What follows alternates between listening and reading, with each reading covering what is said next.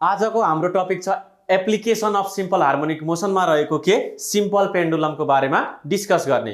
अब सिम्पल पेन्डुलमको बारेमा डिस्कस गर्दाखेरि यो भिडियोमा चाहिँ हामी सिम्पल पेन्डुलमको टाइम पिरियडसम्म के गर्छौं क्याल्कुलेट गर्छौं।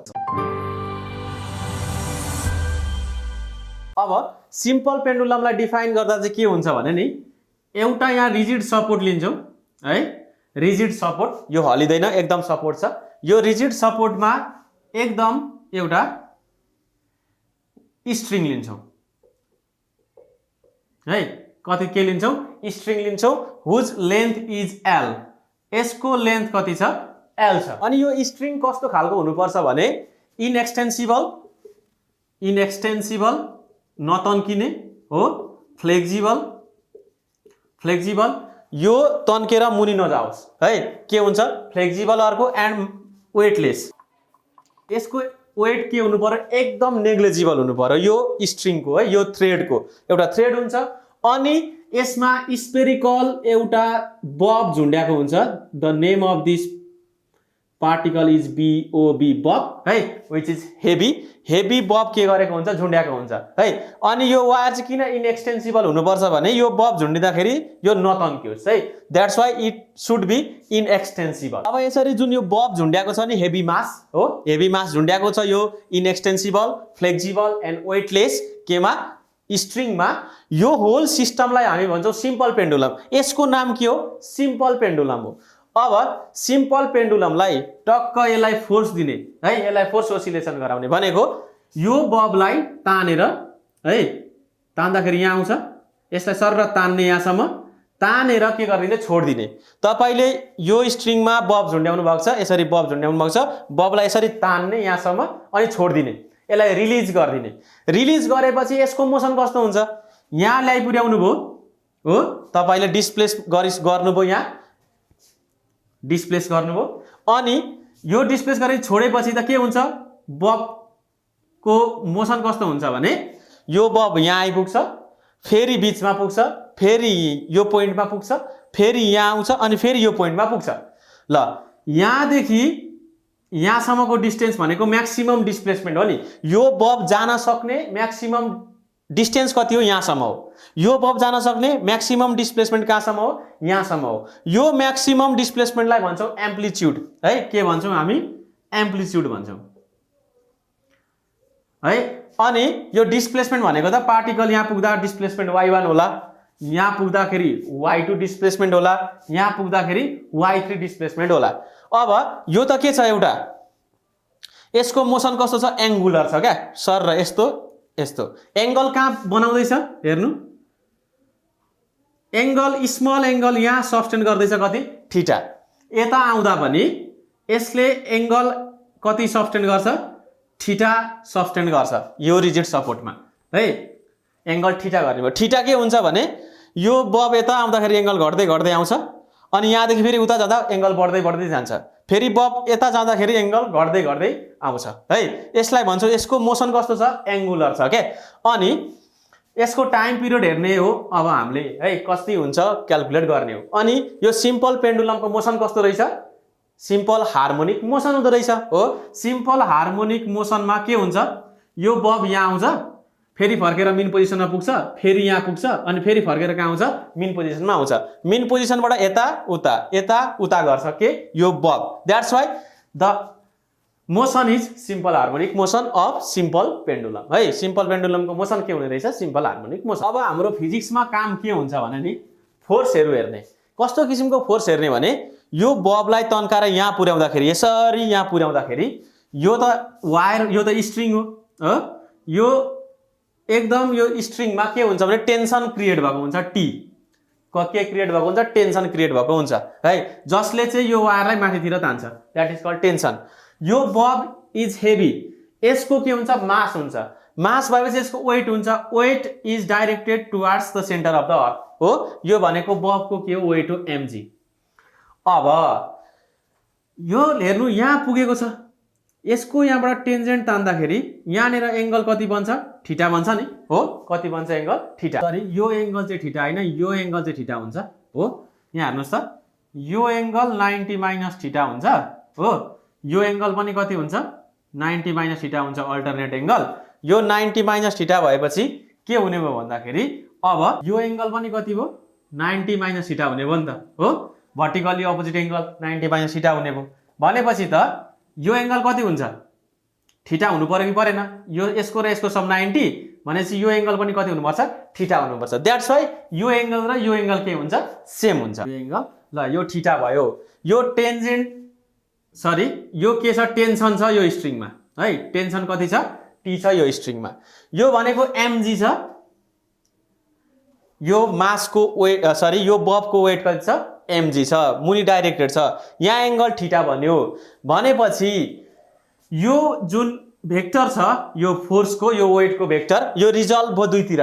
कता कता रिजल्भ भयो यो जुन पाथ छ यो पाथसँग टेन्जेन्ट हुने गरी एउटा रिजल्ट भयो यसरी अनि अर्को यतातिर सिधा रिजल्भ भयो यसरी हो। अब भनेपछि त यो mg हो भने यो रिजल्भ भएको भेक्टरको भ्यालु कति यो रिजल्भ भएको भेक्टरको भ्यालु कति यो रिजल्भ भएको भेक्टरको भ्यालु हुन्छ mg sin थीटा। कति हुन्छ mg sin थीटा हुन्छ। यो रिजल्भ भएको भेक्टरको भ्यालु कति हुन्छ mg cos थीटा हुन्छ हो। ल mg cos थीटा र t के छ एउटै लाइनमा एक्ट भइरहेछ।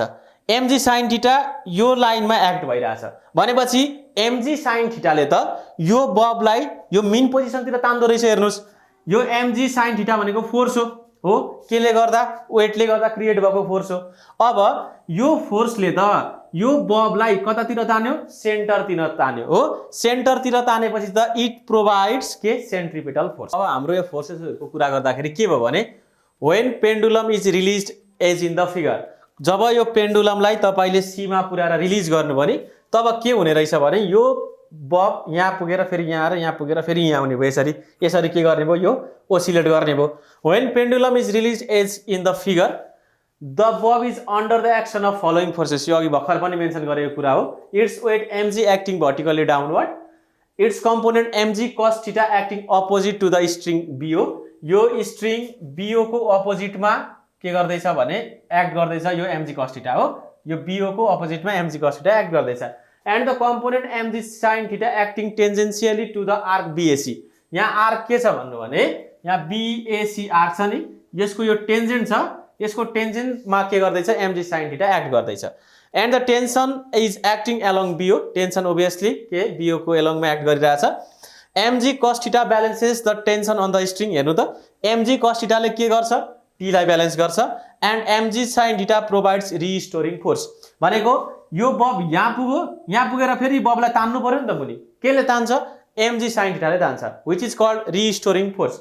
यो रिस्टोरिङ फोर्स कति हुने भयो mg sin थीटा हुने भयो। But we need to give negative sign किनकि हाम्रो बब यतातिर मुभ गरिरहेछ माथितिर मुभ गर्दै थियो डिस्प्लेसमेन्ट यता भइरहेको थियो बट यो फोर्सले चाहिँ अपोजिट डाइरेक्सनमा तान्ने भयो भनेपछि त के गर्नुपर्छ नेगेटिभ साइन दिनुपर्छ that f is equal to minus mg sin theta. अब यो बबसँग के छ मास छ हो मास छ यहाँ फोर्स लाग्यो क्या। फोर्स लागेपछि त यो बबमा कति फोर्स जेनेरेट हुने भयो कति फोर्सले यो आउने भयो यो बब यतातिर। बबको मानौ लेट द एक्सेलरेसन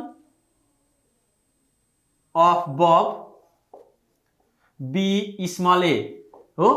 एक्सेलरेसन कति छ बबको स्मल ए छ भने फोर्स एक्टिङ अन द बब force acting on the bob is ma कति हुन्छ ma हुन्छ एन्ड दिस रिस्टोरिङ फोर्सले गर्दाखेरि त्यो बबमा मुनि आउने हो भनेपछि त माइनस mg sin थीटासँग इक्वल हुने भयो यो ma this force on the bob हो।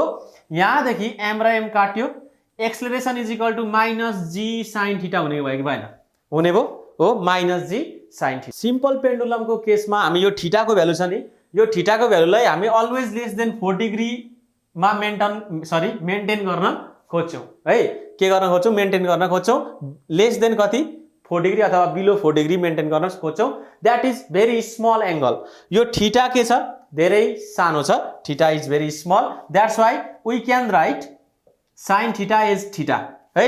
sin थीटाको भ्यालुलाई हामी के लेख्न सक्छौँ थीटा लेख्न सक्छौँ। यो हाम्रो एक्सेलरेसनको के आयो भ्यालु आयो a is equal to minus g theta it is equation number 1। अब यहाँ हामी एउटा ट्रिगोनोमेट्री युज गर्छौँ।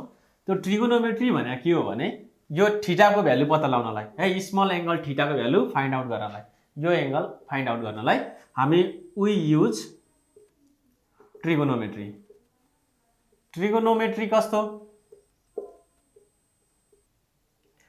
कस्तो भने आर भाइ अब यहाँ हेर्नु है यो एंगल थीटा छ यो आर्क छ एबी छ मैले यो बब यो पोजिसनमा पुग्दाखेरि डिस्प्लेसमेन्ट कति मान्दै y मान्दै डिस्प्लेसमेन्ट इज y यो कति छ आर्क लेन्थ सरी यो कति छ y छ है अब के हुने भयो भने नि यो एबी यो स्मल छ एंगल थीटा भनेपछि त यो एबी र यो y को भ्यालु लगभग बराबर हुन्छ है आर्क एबी है is nearly equal to y हामी लेख्न सक्छौं है किनकि यो एंगल सारै सानो छ भनेपछि y को भ्यालु र एबी को भ्यालु सेम है it is approximately equal to कति y भन्ने भयो कति एबी को भ्यालु अब अकॉर्डिंग टु ट्रिगोनोमेट्री एंगल भनेको के हुन्छ एंगल भनेको arc length divide by radius हो आर्क लेन्थ डिवाइड बाइ कति हुन्छ रेडियस हुन्छ theta is equal to arc length we have taken कति y रेडियस कति छ त l छ हेर्नु यहाँ देखि यहाँसम्म कति छ l छ कि छैन रेडियस कति छ l छ ल y इज इक्वल टु कति आयो l थीटा आयो है डिस्प्लेसमेन्ट कति आयो l थीटा आयो अब यो थीटा को भ्यालु y बाइ l आयो यहाँ पनि थीटा छ अब राख्न पाइयो नि त a is equal to minus g theta मा थीटा को भ्यालु राख्न पाइयो अब थीटा को भ्यालु लगेर राख्दिने कति हुने भयो भन्दाखेरि a is equal to minus g theta भनेको कति y बाइ l हो ल a is equal to minus g y by l आयो है एक्सप्रेसन को भ्यालु कति आयो यति आयो अब यसलाई अलिकति बढाउँदाखेरि minus g by l into y पनि लेख्न सक्यो नि त expression it is equation number 2 यसलाई हामी इक्वेसन नम्बर 2 भन्न सक्छौं अब टाइम पिरियड निकाल्नको लागि केमा सिम्पल पेन्डुलममा के छ भने नि एउटा this is simple harmonic motion simply we know that है we are studying what application of simple harmonic motion हामी सिम्पल हार्मोनिक मोसनलाई युज गरेर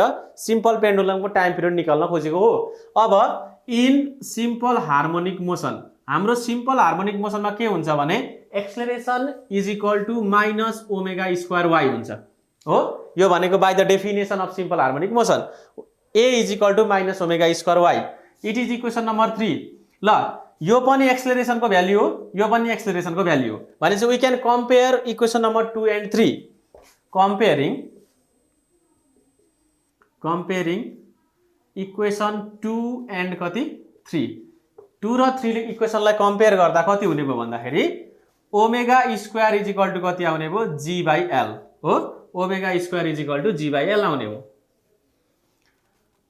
omega is equal to root over g by कति आउने भयो l आउने भयो now from here we can easily calculate time period भनेको के हो नाउ टाइम पिरियड भनेको क्यापिटल T हो अनि ओमेगा र टाइम पिरियडको बीचमा रिलेसन के छ 2 पाई बाइ t हो ओमेगा भनेको कति हो 2 पाई बाइ t हो is equal to root over g by कति l हुने भयो के आयो भने 2 pi by t is equal to हाम्रो आयो root over g by l भनेपछि टाइम पिरियड कति आउने भयो time period is equal to आउने भयो 2 pi root over l by g है this is the time period for simple pendulum अब सिम्पल पेन्डुलम के मा डिपेन्ड गर्छ भनेर हामी हेर्छौं टाइम पिरियड अफ सिम्पल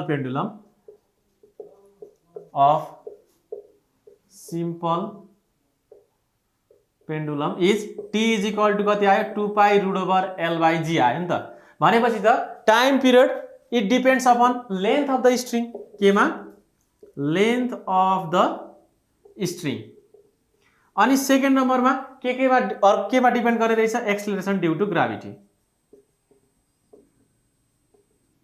अब अर्थ र मुनको केस हेर्ने हो भने अर्थमा g को भ्यालु के हुन्छ धेर हुन्छ g को भ्यालु धेर हुनु भनेको t को भ्यालु कम्ती हुने भयो भनेको छिटो ओसिलेट गर्ने भयो हो time period is so small हो त्यही भएर छिटो ओसिलेट गर्ने भयो सिम्पल पेन्डुलम इन अर्थ अब मुनमा चाहिँ के हुने भयो g त सानो छ g सानोमा चाहिँ टाइम पिरियड धेरै हुने भयो टाइम पिरियड धेरै हुनेको मतलब के ओसिलेट एकदम बिस्तारै हुने भयो केमा मुनमा सो यसरी length of the string and acceleration due to ग्राभिटीमा के डिपेन्ड गर्छ time period of simple pendulum अब के थाहा छ भने सिम्पल पेन्डुलमलाई हामी एक्चुअल प्र्याक्टिसमा चाहिँ के गर्न सक्दैनौं भने पाउन सक्दैनौं है इट इज भेरी डिफिकल्ट के छ भने नि केही ड्रब्याक्स छ सिम्पल पेन्डुलमको ड्रब्याक्समा के छ भने the point by which the string is supported is not perfectly rigid, जुन यो पोइन्टमा जुन सपोर्ट दिएको छ यो पर्फेक्टली रिजिड हुन सक्दैन।